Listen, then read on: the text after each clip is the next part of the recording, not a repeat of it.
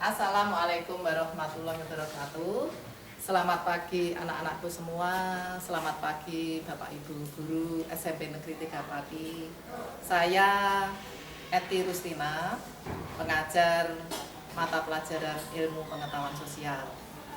Pada pagi hari ini saya tidak sendirian, tapi saya ditemani oleh teman-teman, sahabat-sahabat saya, tim guru IPS SMP Negeri 3 Pati. Yang pertama di situ ada Bapak Abdul Hamid, SPD MSI. Beliau juga mengajar pelajaran IPS. Kemudian yang kedua ada Ibu Ana Aristiana, SPD MSI. Ini juga pakarnya IPS di SMP 3 Pati. SPD, maaf Ibu Sri Perwani SPD, beliau juga mengajar pelajaran IPS. Yang saya sayangi dan selalu saya banggakan, pada pagi hari ini kita semua semoga selalu dalam kondisi selamat, sehat walafiat. Semoga Allah Subhanahu wa Ta'ala selalu melindungi kita semua, anak-anak semua beserta keluarga masing-masing dan seluruh keluarga besar SMP Negeri 3 Pati. Di masa pandemi ini, anak-anak kita harus selalu cermat, selalu hati-hati, dan semoga di dalam pembelajaran online yang akan kita lakukan di hari ini bisa membawakan dampak yang positif untuk kita semua. Anak-anak yang saya sayangi, sebelum pelajaran dimulai, marilah kita bersama-sama selalu membaca basmalah, semoga di dalam kegiatan belajar mengajar berlangsung dengan sukses. Mari bersama-sama anak-anak dari rumah didampingi Memetik di sekolah. Bismillahirrahmanirrahim. Anak-anak yang saya sayangi, bahwa pada hari ini kita akan belajar yaitu tentang bab 3.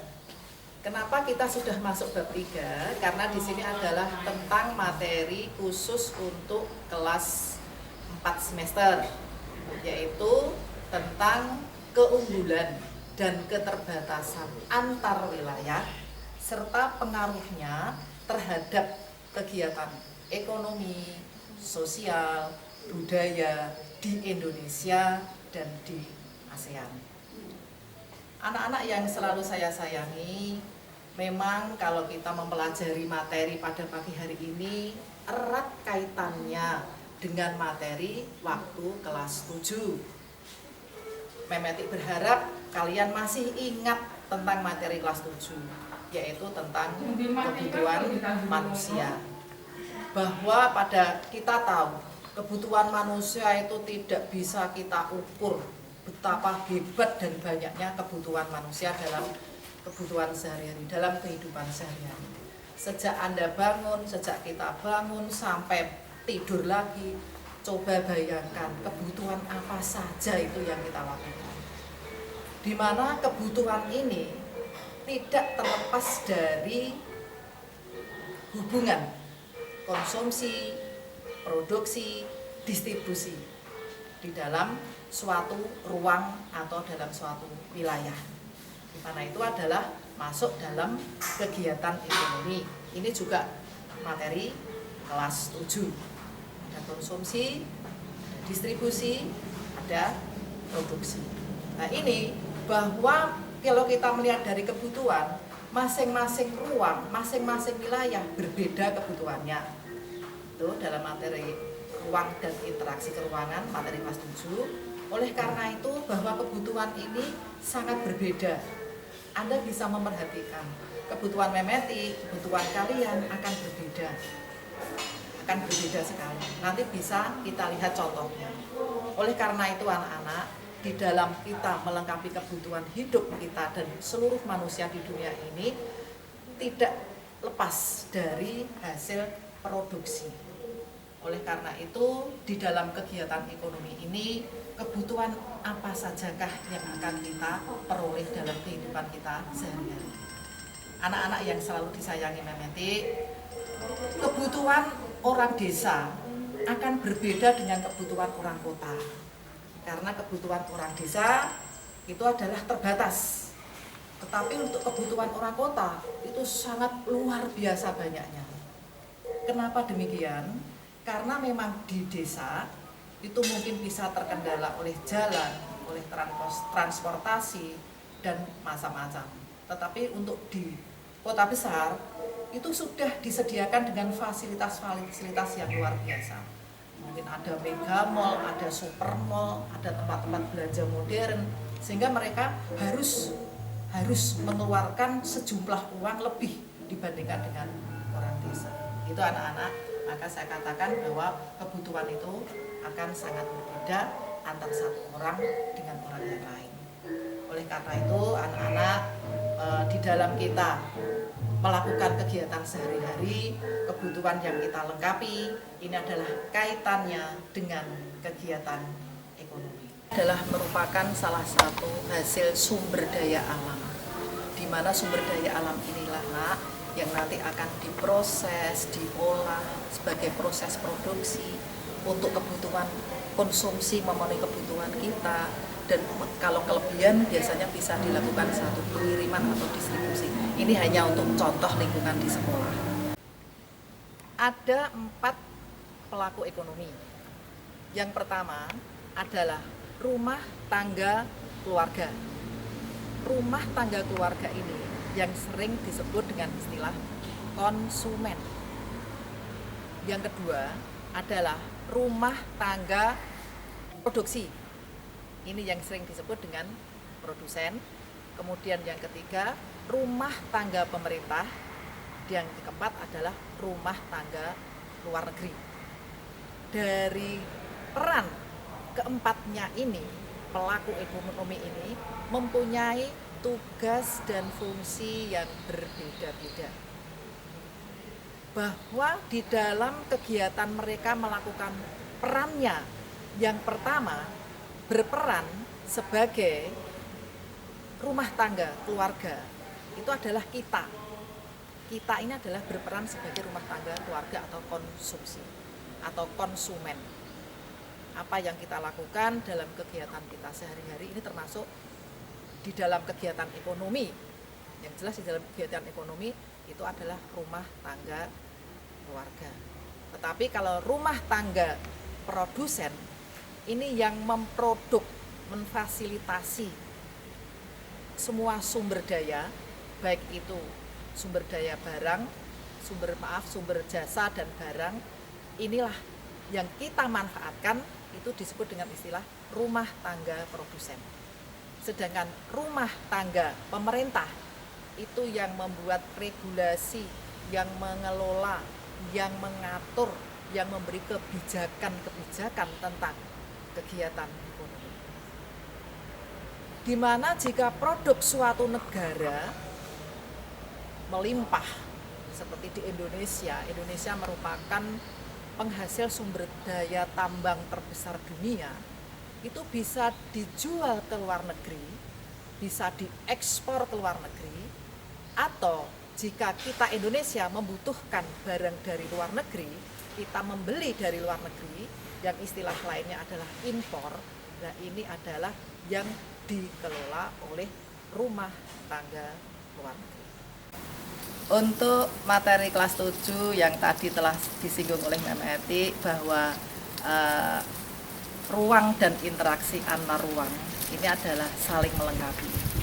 Oleh karena itu tadi Mbak Eti memberi contoh seperti pelajaran kelas 7 kemarin, bahwa kita memperoleh semua sumber daya alam yang kita butuhkan. Misalnya kita berada di kota besar atau di sebuah kota, kita tidak akan mungkin akan mengadakan produk itu sendiri. Tetapi di dalam kegiatan ekonomi yang disebutkan tadi adalah ada produksi. Ini adalah kita lihat contohnya Bapak Abdul Kamid adalah seorang petani misalnya. Dia adalah seorang produsen yang telah mengolah sumber daya alam ini, di mana sumber daya alam ini nanti akan dijual. Dari penjualan ini, dari produsen kepada konsumen.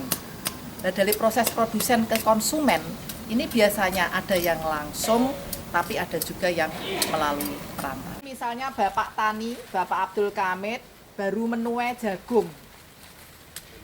Menuai jagung di mana hasil dari jagung yang diperoleh oleh Pak Tani, Bapak Abdul Hamid ini nanti bisa dijual melalui agen. Ini contohnya. Bu Ana, ini produk dari pertanian saya. Ini namanya baby corn. Supaya Bu Ana bisa menjualkan produk jagung saya ini ke warungnya Bu Ana. Boleh nanti setelah laku baru kami ambil uangnya. Gimana Bu Ana? Ya, bisa saja tak titipkan di warung saya. Cuma nanti kalau uangnya nunggu laku dulu ya Pak. Kalau nanti laku baru jenengan saya telepon, nanti saya jualkan di warung itu saya. Baru contohnya ya Bu. Nanti Ya. nanti besok sore lah saya tambah oplahnya, tidak hanya itu karena ini kan luas sekali ini kebun saya ini. Ya, Bu saya Ana, tunggu nggih? nanti sore. Saya bisa 5 atau 10 kilo atau berapa karung. Saya tunggu ya Pak. Oke. Anak-anak, tadi telah kalian lihat contoh, yaitu dari produsen ke distributor. Sekarang kalian bisa melihat contohnya lagi, proses kegiatan dari distributor ke konsumen. Bu, tempe napi lho. Waalaikumsalam lho, Pak. Nah, ya iki mau lho Pak, sing iki jenenge ibune, sing pesen putra niki. Nggih. Sing iki malah Putra niki sing anyar. sing anyar iki. Nggih, Pak, tolong anu ngene piro? Pinten pesene? Sak kintal mawon. Oh, sak kintal. Pak, tolong anu telepon ke Pak Kamit ya. Pesen ke putran sak kintal. Halo. Niki to, Mas. Pak Hamid nggih. Nggih wingi anu bojoku Tempene mateng. Oh. Sini iki pinten? Wonten pinten kan? Oh, sedasa pintal. Nggih, nggih, nggih. Niku kula pendet sedaya. Regine utama rembagan nggih. Nggih. Mangke bocah kula ingkang bikin buka Pak Hamid. Nggih, matur nuwun. Assalamualaikum. Bu, regane pun cocok lho ya, Bu. Wis perjanjian ini. Nggih niki engko aku nggih nyuwun yo DP. Nggih tak nggo napa bayar karo Pak Kamit. Nggih transfer nggih. Oh nggih, ya mboten napa-napa. Nggih. Nggih, nganu nggih, mangke kula. Nggih. Nggih. Enjang-enjang ya Bu nggih. Tenggo nggih, mangke kula ngabari. Nggih. Nonton nggih Bu. Nggih. Selawe, Bu. Nggih. Selawe. Anak-anak, tadi kalian sudah melihat contohnya dari penjual, pembeli pada saat melakukan transaksi. Tadi Anda mungkin mendengar istilah transfer, tidak bisa membayar cash tapi menggunakan transfer. Nah ini adik, ya tadi ya coba nanti saya minta nomor rekeningnya ya. Ini yang baru ngetren pada saat ini, pembayaran pada saat ini sebagian besar menggunakan online, yaitu membayar menggunakan pengiriman uang baik via ATM atau via bank, sehingga dari si konsumen tadi membeli ke distributor, nanti uangnya dikirim via bank, jadi tidak menggunakan uang nominal secara cash. Itu anak-anak. Kemudian yang satunya lagi belanjanya pakai cash, yaitu pakai uang nominal yang langsung diberikan. Begitu anak-anak untuk contoh dari kegiatan ekonomi yang dilakukan oleh pelaku ekonomi. Oke anak-anak, demikianlah tadi dari materi yang telah kita bahas dan kita hubungkan dengan materi kelas 7. Sekarang kita lanjutkan lagi tentang peran pelaku ekonomi. Tadi sudah disinggung oleh Memeti bahwa peran pelaku ekonomi yang pertama itu adalah rumah tangga keluarga. Rumah tangga keluarga seringkali disebut dengan istilah rumah tangga konsumen. Sekarang kita lihat, dari manakah pendapatan dari rumah tangga keluarga? Nanti kita bisa melihat dari contoh-contoh, biar kalian tidak bosan, yang akan diperagakan oleh Bapak Ibu Guru IPS. Ini adalah perusahaan jasa sewa kendaraan bermotor. Mari silahkan Anda perhatikan.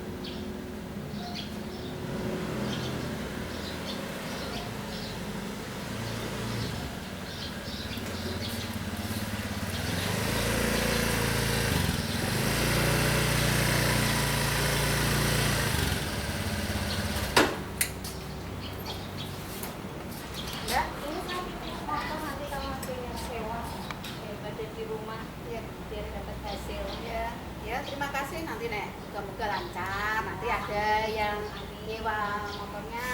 Nanti nunggu kalau ada pelanggan ya. Iya. Kami toh enggak? Kami dek, ini kemarin ditransfer apa belum ya uang apa laba kemarin hasil usaha Mbak apa namanya saya Pak kemarin belum ya. tolong ditransfer ya. Alhamdulillah labanya ya untungnya ya. Nah, biar nanti siapa tahu dapat bunga ya apa namanya untuk nambah-nambah memperbesar. Dek, ini apa hasil anu ya motor sing kemarin? Ada yang nyewa Mbak? Ada. Wes alhamdulillah sehari ini ya rame. Jadi ya aku minta tolong ya Dek, ongkono ya adikku, ya karyawanku, pengusahanya yang udah bersama. Nanti tolong ya keuntungannya Mbak yang kemarin tak pikirkan segera disimpan di bank ya. Kemarin lupa malah belum tak simpan di bank. Nanti ya Mbak ya di sini. Ya, tak apa-apa. Makasih ya Mbak. Mau neng dinding loh ya. Makasih iki. Gak usah neng dinding ya. Ya. Contoh sewa. Kita lanjutkan berikutnya. Alhamdulillah. Bu, Udah rame. ini sore ini ada pelanggan yang minta diantar, Oh. tapi ini agak jauh ya Bu. Oh iya. Sana loh, selungkep rumahnya. Berarti nanti saya baru bisa pulang ya lepas maghrib Pak. Terus gak apa-apa. Nah, karena itu ini langsung tak bawa motornya. Yang ini aja ya. Ini ya. Juga luar biasa ya. Ini, Pak Kamit, ini yang kan kemarin sudah bawa, ya ini ya upahmu ya. Makasih, Bu. Ya, alhamdulillah Barokah, nggih. rezeki. Oke, Ya, oke. ditompo. Oke. Nganu apa? Onsres ditunggu di depan. Oh iya. Ya. Hati-hati loh bawa sepeda motor. Ya. Jangan nganu, oh surat-suratnya kan lengkap. Helmnya. Ini Lengkap sudah pakai helm. Ya, hati-hati. Oke, bismillahirrahmanirrahim. Assalamualaikum. Salam. Inilah contoh upah. Dek, kok cakupannya Mbak ini alhamdulillah kok keuntungannya semakin banyak ya, usahanya semakin maju. Dari tak apa sebagian uangnya saya simpan untuk usaha, ini sebagian aku titip anu ya ke bank, disimpan di bank. Oh siapa tahu ada dapat tambahan laba dari ini, dapat tambahan dari yang kemarin tolong diberikan kalian kan ini awal bulan biasanya sudah ada yang apa namanya tabungan yang kemarin. Ini yang kemarin juga udah nambah ini. Oh iya iya. Aneh Mbak. Iya. Ini tambahnya yang jasa dari bank ini. Iya. Alhamdulillah ya ke makin maju ya deh. Siki aku titip mau Jadi saya tak pegang dulu Mbak ya, tak langsung dulu. hati-hati ya Dek. Anak-anak ini tadi sudah diperagakan oleh Bapak Ibu guru yang mengajar pelajaran IPS. Tadi contoh bunga.